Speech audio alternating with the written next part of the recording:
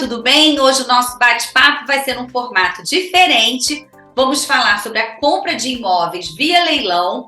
E eu estou aqui com Bianca Paz, que é a leiloeira, que vai assim nos tirar todas as dúvidas, e com o advogado Leandro Sender, que já é um parceiro da coluna do nosso programa e vai poder assim contribuir também com essa aquisição que a ideia do nosso programa é quebrar um pouco esse medo, ou melhor, o receio que as pessoas têm ainda com a compra de imóvel via leilão. Obrigada a vocês dois aí por estarem participando aqui conosco. Obrigado, Cris. É um prazer participar. E agora mais com a Bianca, que já é uma amiga também de longa data, leiloeira que eu confio 100% na capacidade. Então, eu queria agradecer mais uma vez. Eu sempre gosto de participar dos programas. É um prazer. Quando precisar, pode sempre contar comigo. Obrigada. Obrigada, Cris, pela oportunidade de estar apresentando também aí o meu trabalho, junto com o Leandro, que é um grande advogado aí da área, né, na área imobiliária e dos leilões. E queria agradecer imensamente essa oportunidade de estar participando. Imagina. Nós que agradecemos e assim, as perguntas são várias. Então, vamos lá. Qual a diferença do leilão judicial para o extrajudicial? Pode parecer óbvio, mas para quem não domina o assunto, não é óbvio. Então, eu gostaria que vocês pudessem explicar. E a gente costuma, acompanhar, até já fiz algumas matérias em outros canais que eu também atuo, falando, a compra do leilão, um imóvel no leilão pode chegar até 70% de desconto, 80% do valor de avaliação, 50%. E como funciona isso? A gente quis trazer para o nosso programa para justamente tirar todas essas dúvidas, porque, a meu ver, é um bom negócio, desde que seja feita uma boa assessoria jurídica, uma boa assessoria, né? Temos empresas também que atuam, que tem todo esse, né? Apresenta a própria consultoria com a parte jurídica. Então, vamos lá. Qual é essa diferença? Então, vamos lá. Eu vou explicar um pouquinho a diferença, depois eu passo para a Bi, que é especialista da prática, para ela explicar um pouquinho mais da prática do leilão. Basicamente, assim, como o próprio nome diz, né, leilão judicial, ele é decorrente de um processo judicial. Então, existe aquele processo daquele curso processual que culmina com o leilão de um imóvel, e o leilão extrajudicial é quando existe alguma possibilidade de se fazer um leilão sem a necessidade de processo. E aqui eu vou só explicar rapidamente quais são as duas modalidades mais comuns de leilões extrajudiciais, que é o leilão feito com base na Lei 4591, que é aquele feito na fase de incorporação. São os leilões feitos na fase de incorporação e muitas vezes eles acontecem na compra de imóvel feito na planta, por exemplo, por uma incorporadora, ou então naquelas obras por administração. Aí é o leilão feito nessa fase de incorporação e depois a Bia explica um pouquinho melhor como é que ele funciona. E a segunda modalidade é o leilão feito com base na Lei 9.514. E essa talvez seja a mais comum dos leilões extrajudiciais, que é o leilão feito com base na alienação fiduciária. Então, ele é muito comum de nós vermos nos financiamentos bancários. Não é a única possibilidade, mas talvez seja mais comum no nosso dia a dia.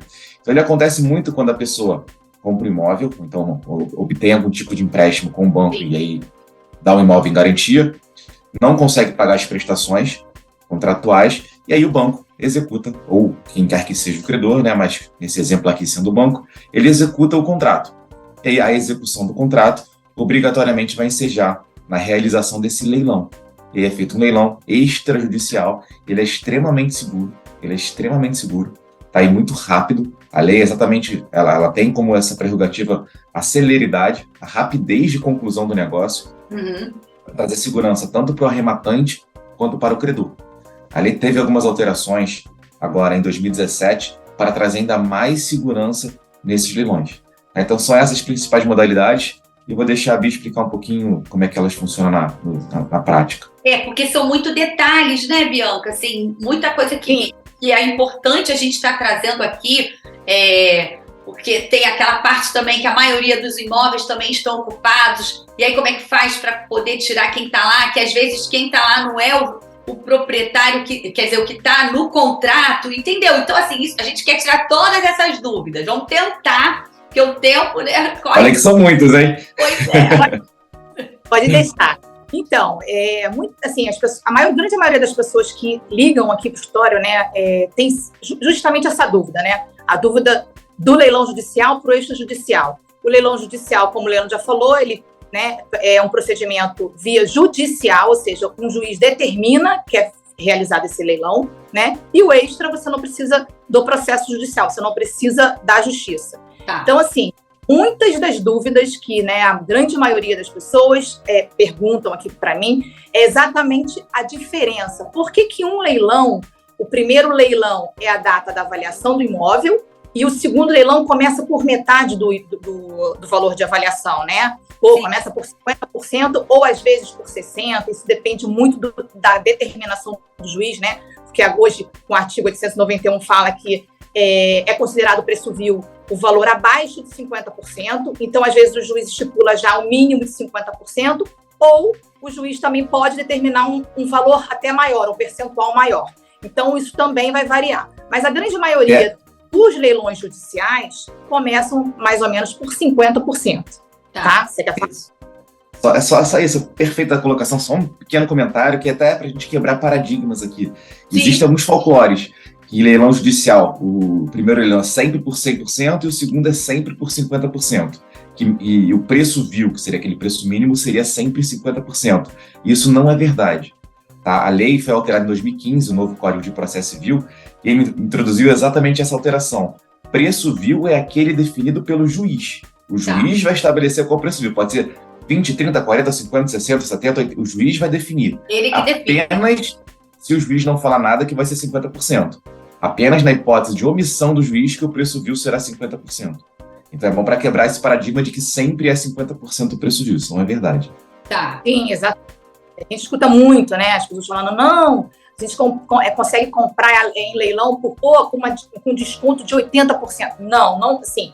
Primeiro, se for judicial, você tem que olhar se o juiz estipulou o mínimo. Se o juiz não estipulou o mínimo, sempre começa por 50%. O artigo 891 fala que, parágrafo único, fala que abaixo de 50% é considerado preço vil se não tiver sido determinado pelo juiz um valor mínimo, tá? Então, 50% ou o valor estipulado como mínimo pelo juiz. Já no extrajudicial não funciona dessa maneira. Então, às vezes, as pessoas ligam para o meu escritório, Bianca, olha, tem um leilão aí que, poxa, o valor de segundo leilão ele é mais alto que o valor de primeiro. Por quê? Porque é um leilão extrajudicial. É um leilão que não é determinado pelo Código de Processo Civil. Ele tem todo um trâmite de uma lei específica. Então, ele tem lá o valor de primeiro leilão, que é o valor estipulado no contrato, corrigido, né, pelo índice que tiver no contrato, e o valor de segundo leilão é o valor da dívida com a soma de todas as despesas, encargos, dívidas que o imóvel possui. Então, às vezes, a gente pega um leilão aqui de contrato de alienação fiduciária e que o devedor fiduciante pagou muito pouco por esse imóvel, né? Ele pagou assim, 20% e aí parou de pagar as parcelas, aí o saldo devedor é muito mais alto, às vezes, do que o valor do próprio imóvel, né? Porque aí você vai atribuir todas as dívidas de condomínio, dívidas de IPTU, dívidas de todo o procedimento, né, que o credor o fiduciário teve com aquele procedimento. Então, isso tudo é somado ao valor de segundo leilão. Quando você olha, o valor de segundo leilão, às vezes, está maior do que o valor do imóvel. Então, realmente não vale a pena. Mas esse procedimento tem que ocorrer porque a lei determina que tem que ser dado o leilão público, entendeu? Então, muitas das pessoas não conseguem entender por que às vezes, o valor de segundo leilão está mais alto que o valor do primeiro. Geralmente, isso ocorre muito nos leilões extrajudiciais. Tá? E a lei 414. Tá, e aí uma dúvida, por exemplo, quando ele foi no primeiro, não foi arrematado, aí obrigatoriamente vai ao segundo. Com essa explicação que você falou, e vamos pegar o exemplo dessa pessoa que pagou muito pouco, né, nesse período aí, na planta, aí no período de construção, aquilo tudo, e aí ficou um montante maior do que o primeiro. Aí deve ser comum ninguém arrematar. Sempre o leilão é negativo. E aí, quando o leilão é negativo, eu faço uma certidão, e essa certidão é levada a registro, lá no registro de imóveis, né? Porque tem um procedimento a ser seguido, ele é registrado, e aí esse imóvel ele retorna ao patrimônio da empresa, né? Ele fica consolidado, a propriedade já para a empresa, está liberado esse imóvel para ela botar de novo o imóvel para venda. E aí a gente... Tá, fala, Leandro. Só um comentário, só para deixar uma coisa clara, eu falei de duas possibilidades de leilão extrajudicial, tá? Só é importante entender que cada modalidade tem um procedimento próprio. São leis diferentes com procedimentos próprios. Esse que a Bia está explicando é o leilão de alienação fiduciária, é aquele mais comum em financiamentos bancários. Não é exclusivo de financiamentos bancários, tá? Isso é importante explicar, mas ele é mais comum de sermos vistos em financiamentos. Então, por isso tem aqueles grandes leilões da Caixa, Bradesco, etc. Muitas das vezes são decorrentes de alienação fiduciária. Então, esse procedimento que ela está falando é de alienação fiduciária, tá? Não é o de incorporação, é só a alienação fiduciária. Cris, a gente tem grande cuidado também, né? Que esses grandes leilões da Caixa, né? Os leilões dos bancos, a grande maioria, às vezes, já são imóveis que já foram retomados. E, às vezes, é por isso que aparece, às vezes, né? Leilões da Caixa com descontos de até 80% do valor do imóvel. E aí, esses imóveis são os imóveis que eles já foram feitos os leilões provenientes da Lei 9.514, tá? Ou seja, o procedimento já foi realizado, esse leilão foi negativo, e aí o banco, ele coloca e faz um feirão de todos os imóveis que foram retomados. Por isso que, às vezes, o próprio banco aceita dar desconto de 80%, 70%, aí realmente vale muito a pena. Mas eu deixo claro aqui para você, sempre, assim, a pessoa que estiver interessada, sempre esteja com uma assessoria jurídica, porque às vezes o próprio banco não realizou todo o procedimento lá no RGI. Sim. Então isso depois a pessoa compra e aí ela vai ter um problema depois de correr atrás da documentação para poder fazer o registro de todo o procedimento extrajudicial, e isso acaba gerando um problema para a pessoa que compra esses feirões, tá? E aí, era isso que eu queria pegar essa carona, assim, que acaba, a gente faz aquele nosso roteiro e tal, mas o bate-papo vai para um lado e para o outro, porque tem muita coisinha aí. Muita informação. Muita informação e detalhezinho. Por exemplo, quando você falou que o leilão foi negativo, que você tem todo um trâmite, né, para fazer, vai para o RGI, né, para o Registro Geral de Imóveis. E aí, nesse caso, quando retoma o patrimônio do banco, ele pode fazer leilão e venda direta, ou lá também existe um trâmite de primeiro leilão e depois venda direta? Como é isso? Ou não é nada disso que eu estou imaginando? Então hoje... Fala, Bia, pode falar. Fala você. Então, hoje em dia, na verdade, os bancos, eles estão colocando também agora para venda direta, né? Eles colocam até no próprio site do banco, né?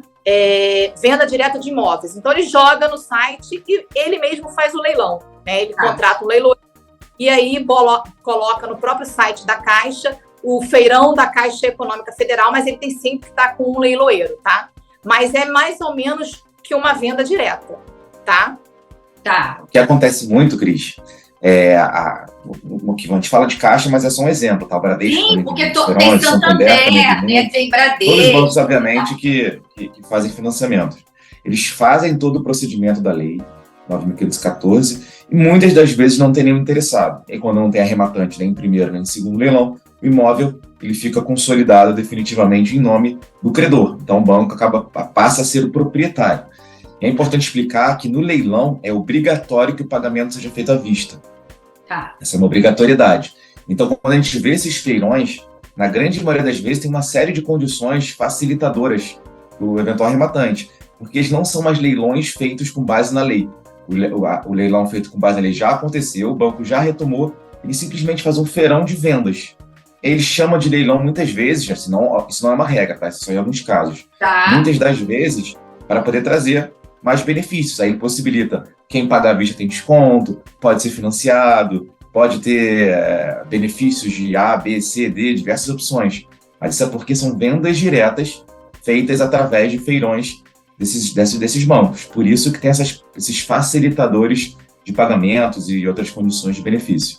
Porque a gente está falando, nesse caso, a gente está focando um pouco nessa coisa retomada, né, desses imóveis que, por algum motivo, perda de renda, enfim, uma outra situação, aquela pessoa que comprou não pôde continuar pagando, mas também temos aqueles imóveis que vão a leilão por dívidas trabalhistas também, né? Tem vários outros, não é?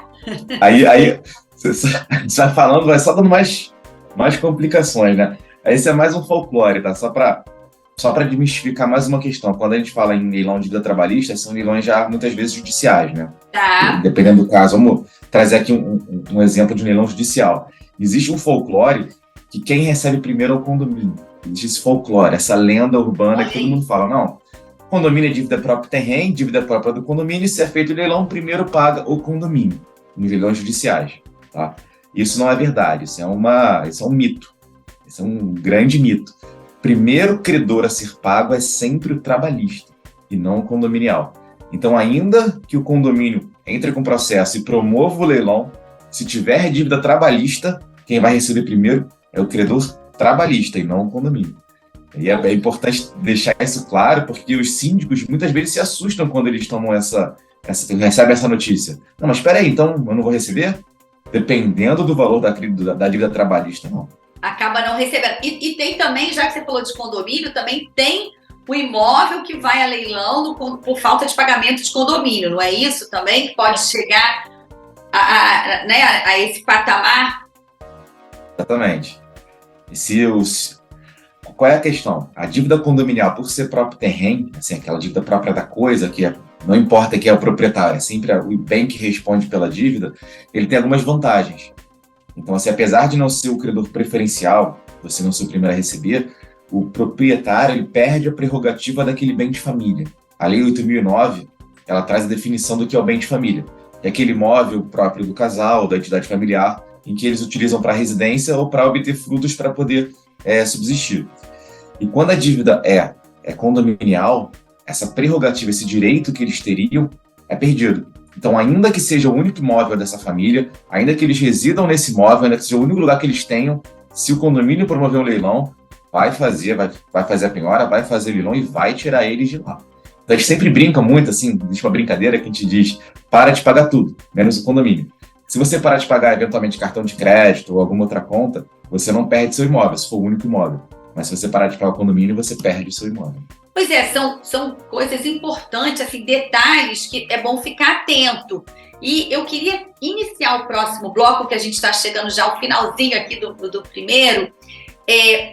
Por exemplo, esse cuidado que a Bianca até comentou dessa importância dessa assessoria jurídica, porque assim, a gente está batendo muito nisso, porque assim, é uma coisa muito séria. Você não está comprando lá nenhum liquidificador, você está comprando um bem que, mesmo com desconto, é um valor, né, considerável.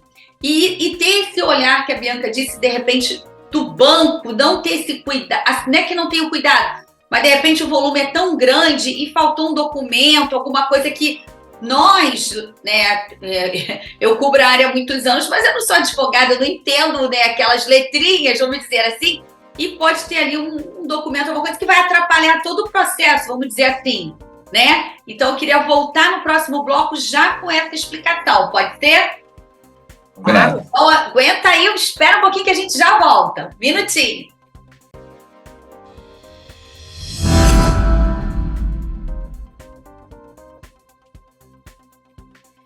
Olá, e voltamos com o Leandro e com a Bianca, que vai dizer, eles vão contar para a gente agora essa parte da documentação que a gente estava falando no primeiro bloco, que é importante, assim, ter esse olhar que muitas das vezes nós não temos, até porque não somos, né, especialistas, enfim, nem advogados, mas que é importante essa assessoria.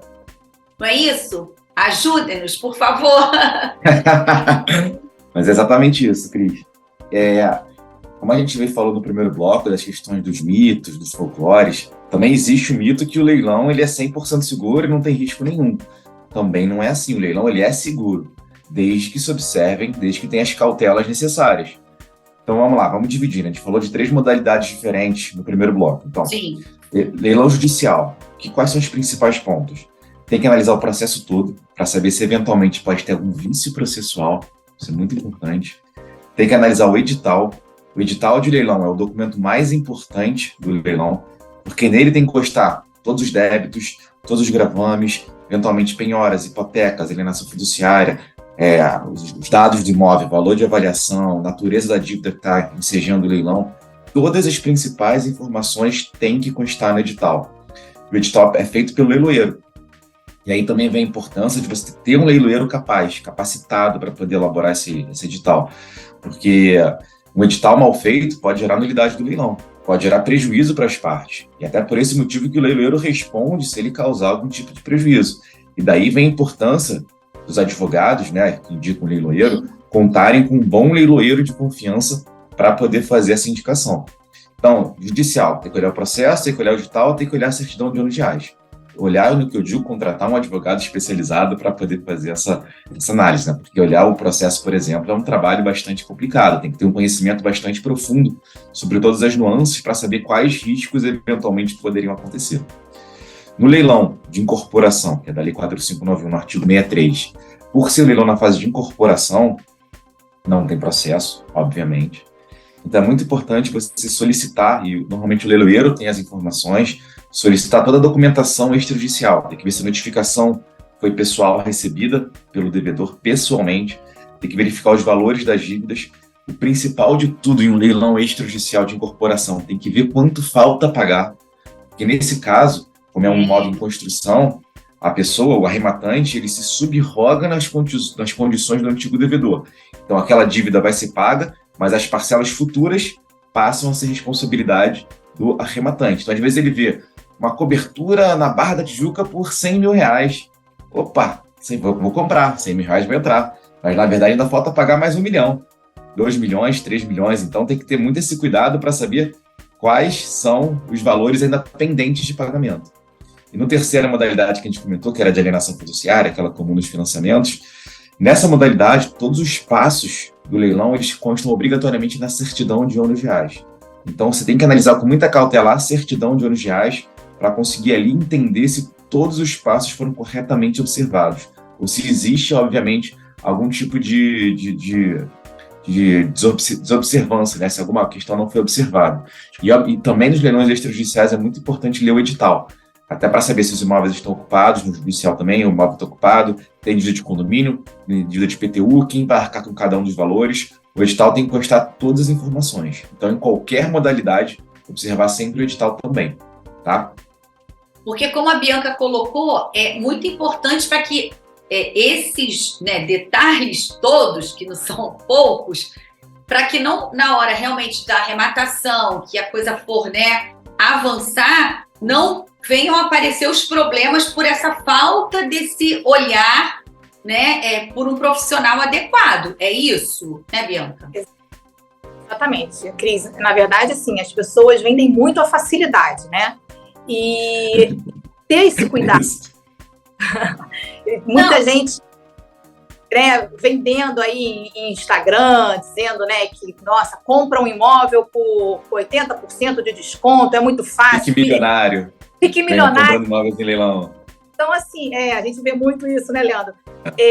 Na verdade, sim, você tem como ganhar dinheiro, sim. Leilão é uma opção muito boa, é muito bom. Mas se você não tiver todos esses cuidados, se você não tiver um bom advogado te assessorando, né? Ou seja, a pessoa que quer comprar e nunca participou de um leilão, procure um advogado da área, tá? É isso que eu recomendo, para justamente ter todo esse cuidado que o Leandro falou. Olhar todos esses documentos, se for judicial, olhar o processo, olhar todos os documentos. E se for o extrajudicial, saber se todo aquele procedimento foi realizado corretamente, para que depois não gere um problema para ele, arrematante, não conseguir fazer o registro no nome dele, não conseguir fazer uma emissão na posse. Porque a gente, às vezes, né, Leandro, o Leandro deve receber muito, às vezes, cliente, olha, comprei, fiz uma excelente compra, mas, Leandro, não estou conseguindo registrar, não estou conseguindo fazer emissão na posse. Quando o Leandro pega os documentos, cara, que é isso? Você comprou, mas, olha, você não observou aqui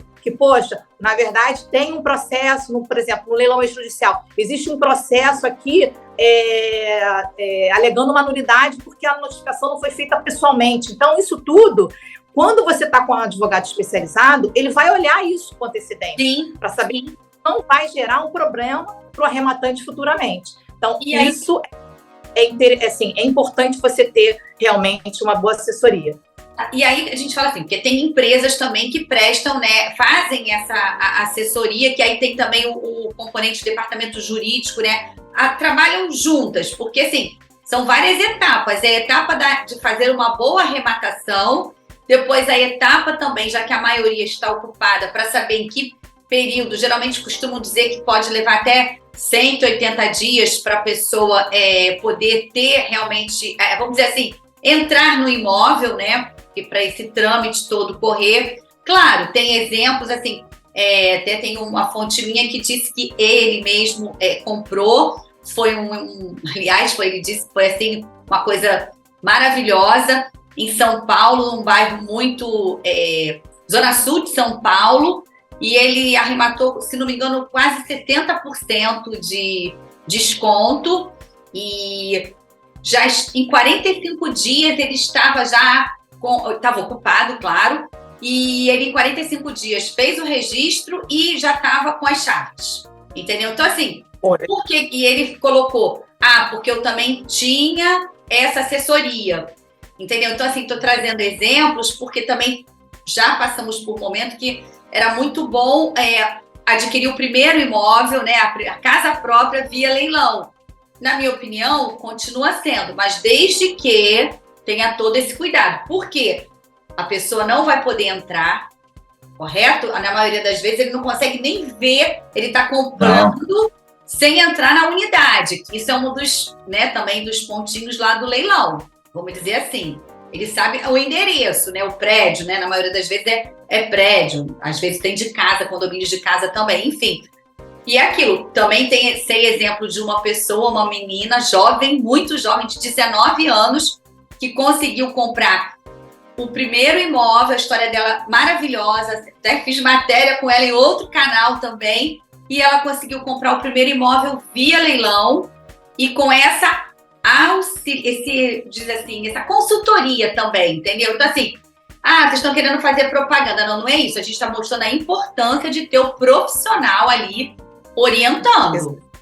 Exatamente. Fundamental. Até porque muitas pessoas, né, estão fazendo propaganda no Instagram de que você não precisa de um profissional. Precisa sim. É muito importante você ter um advogado, tá? E especializado na área. Porque também não adianta você pegar um advogado ou ter um amigo que é advogado. Mas se ele não souber, né, sobre leilão, como funciona leilão judicial e extrajudicial, a diferença, também não vai ser fácil, tá? Ele vai conseguir. É isso. Você tem que pensar que se às vezes você não consulta um advogado e eventualmente você arremata um bem sem essa cautela, às vezes o advogado do devedor pode ser especializado. E às vezes ele consegue achar aquele vício que você não observou para conseguir anular. Isso já aconteceu comigo. Eu advogava para um devedor uma vez, e aí teve uma arrematação e o processo tinha um vício que era insanável. E eu consegui anular todo o processo. Consegui anular todo o leilão porque tinha um vício insanável. Então tem que tomar muito cuidado, porque um advogado especialista, ele consegue observar algumas questões que muitas vezes podem passar despercebidas por outras pessoas. Então é muito importante não você procurar um advogado especialista e você, advogado que queira se especializar, procurar cursos especializados, cursos com bastante ênfase em leilões, para poder realmente entender quais são todas as dificuldades, peculiaridades e complexidades de um leilão judicial ou extrajudicial. Aí, por exemplo, agora vamos para o outro lado. Até por conta da pandemia, já tinham os leilões, já aconteciam de forma online e acredito que potencializou também com a pandemia. Como funciona? Especialidade da Bia. Especialidade dela é essa. Como funciona? Porque assim, na nossa, né, vamos dizer assim, nossa imaginária, aquela coisa ainda de ir lá, todo mundo junto, bater o martelo e tal. Como funciona assim na prática o leilão online? Até só um comentário, só fazer um comentário para você ver como é que são as coisas. Que agora muita coisa se tornou híbrida, né? Então, assim, leilão acabar. Alguns leilões são físicos e presenciais. Os leilões físicos são no tribunal. Só que, assim, é muito louco, porque, assim, a gente não está preparado para isso, porque no tribunal a internet não pega. E, às vezes, aí, ó, a Bíblia concordando comigo, às vezes tem que fazer um leilão híbrido, mas o leiloeiro não consegue fazer híbrido porque ela não tem internet apta. Ali o sinal não pega bem, o leiloeiro não consegue fazer o leilão de forma híbrida. Então, daí vem a importância de fazer leilões apenas virtuais, para poder facilitar e ser uma forma até de atrair eventuais interessados. E aí também uma outra coisa, o cuidado com os golpes, né, nessa história de leilão online também, que é importante prestar atenção, porque às vezes, infelizmente, ainda tem isso também, né? Sim, Cris. Então, hoje a grande maioria dos leilões eles estão sendo realizados da forma eletrônica, tá? Alguns juízes ainda pedem para que ele seja realizado na modalidade híbrida, mas, assim, são poucos, tá? A grande maioria tem acatado o pedido somente do leilão eletrônico, que para mim realmente é um facilitador, né? Porque realmente o híbrido tem essas questões da internet lá no fórum, e o eletrônico você está direto aqui no escritório com a internet 100%, então funcionando, tá tranquilo. Então, hoje em dia, a grande maioria dos leilões são realizados na modalidade eletrônica, tá? Agora, as pessoas precisam, sim, tomar muito cuidado, porque eu faço parte de grupos, né, de leiloeiros do Brasil, leiloeiros aqui do Rio, e a gente tem recebido muita denúncia de que existem vários sites fakes. Então, assim, eles pegam o seu layout, eles pegam tudo e fazem da mesma maneira. O endereço, eles colocam um ponto diferente, né? Ou colocam uma letrinha... Uma letra a mais. Então, é aquela coisa da pegadinha. É o golpe mesmo, né? É exatamente o golpe. Estelionato. Olha, eu tenho 2 amigos, né, advogados, que 2 clientes, assim, participaram de leilão de carro e foi, assim, era fake. Na verdade, compraram, fizeram o depósito. Quando eles foram buscar o carro, não existia galpão, não existia carro, não existia nada. Existia o galpão, mas o galpão não era do leiloeiro. Então, não tinha lá o carro. E aí ele perdeu 80 mil. Então, assim, tem que tomar muito cuidado. Nesse caso, foi um carro, né? O valor foi 80 mil, é muito dinheiro, mas pode também ser casos de leilão de imóveis, né? Ou seja, onde você compra em um imóvel de 1.000 e você deposita, faz o depósito. Então, tem que tomar esse cuidado. Já no judicial é mais difícil, porque você, na verdade, você vai fazer o depósito da arrematação com uma guia judicial. Então, o que você faz? Você nunca deposite na conta o valor da arrematação na conta do leiloeiro, né? Porque a empresa pode te enviar lá, olha, por e-mail, olha, paga esse boleto do valor da arrematação X. Não, se for judicial, a recomendação que eu deixo aqui para vocês é que faça sempre o depósito em juízo, tá? Você faz uma guia lá através do site do TJ e faz o valor, deposita o valor da arrematação em juízo. E aí você não corre esse risco, tá? É importante saber, o site do leiloeiro, entra no site da Liga para o leiloeiro. Dá uma ligada para o leiloeiro também, é importante, para conversar com ele, para entender, bater um papo, ver se o leiloeiro existe, se ele tem conhecimentos, como é que funciona o leilão, se ele vê algum risco. O leiloeiro tem que ter conhecimento sobre também o próprio leilão em si. É só ligar, eu não indico não, Leandro, porque as pessoas têm telefone... Não, também ligar. Você tem que entrar no site da Justiça, ver se aquele leiloeiro existe, ver o telefone, site... Assim, o cuidado é esse, entrar no site da Juscerja, olhar o site do leiloeiro, e aí você entra em contato com esse leiloeiro. O que eu digo, Bia, é para a ligação seja algo a mais. Mais Sim. Uma segurança. Além de tudo isso, também ligar para saber se o leiloeiro é real, né? Se ele existe, se ele está lá mesmo. Porque né? são vários cuidados, né? Não pode deixar passar nada assim, né? É tudo juntinho para realmente ser um bom negócio, né? Para falar assim, não, eu fiz um bom negócio. E aquilo, sempre também desconfiar de muita facilidade, né? Com certeza. Exatamente. Isso aí é importante. Não é? Viu muita facilidade, vai checar. E aí, não tem café da manhã grátis, né? Se é bom demais, discorda. E aí, a gente está chegando ao finalzinho do programa, tem muita coisa ainda, que se Deus quiser vocês vão voltar mais vezes, mas eu queria fazer uma pergunta em relação a quando o imóvel está ocupado, geralmente na média, qual é esse prazo, já que a maioria está ocupado, essa parte de realmente poder receber a pessoa que está arrematando, seja para primeira moradia, seja para um upgrade, ou seja até mesmo para investir, porque assim, eu já conheci, também entrevistei uma pessoa que ela comprou um imóvel para morar e ela é uma médica e também comprou via leilão a sala dela para ela poder, né, ter lá o consultório. Assim, a gente tem, né, tem algumas pessoas que não conseguem fazer um bom negócio, que talvez faltou alguma coisa, mas a grande maioria tem feito bons negócios. Pelo menos são os feedbacks que eu recebo.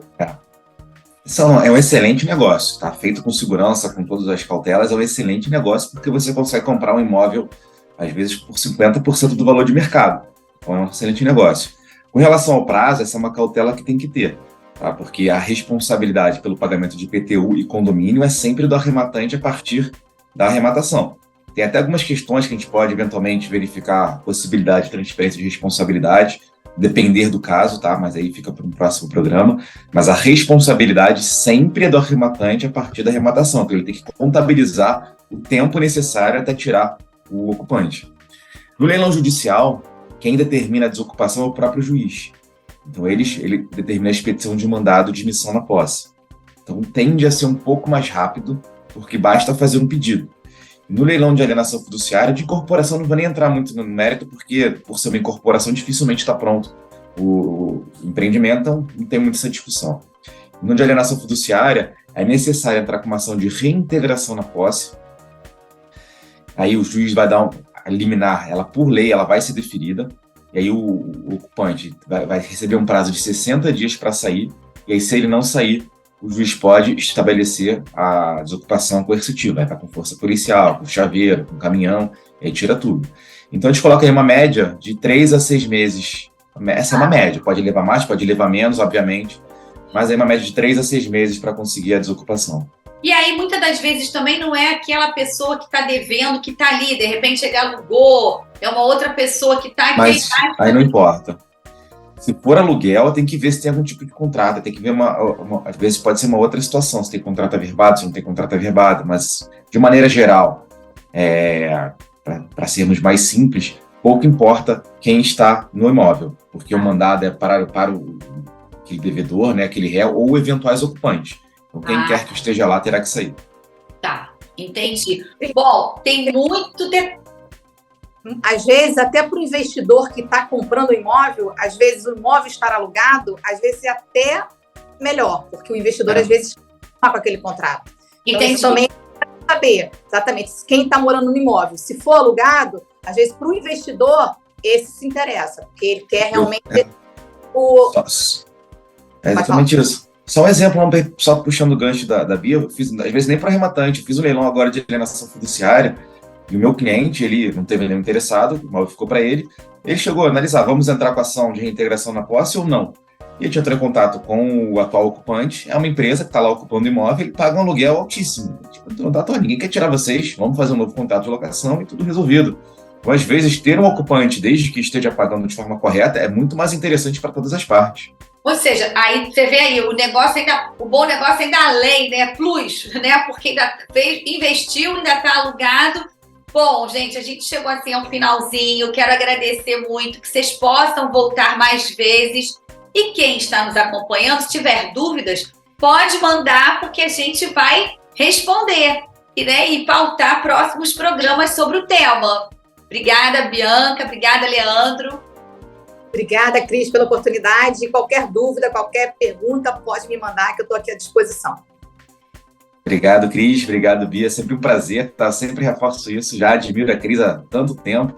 Então, é um prazer estar aqui com vocês. Quando precisarem, só ligar. Tá bom, ficamos por aqui e até a próxima. Tchau, tchau. Tchau. Tchau. Bom dia.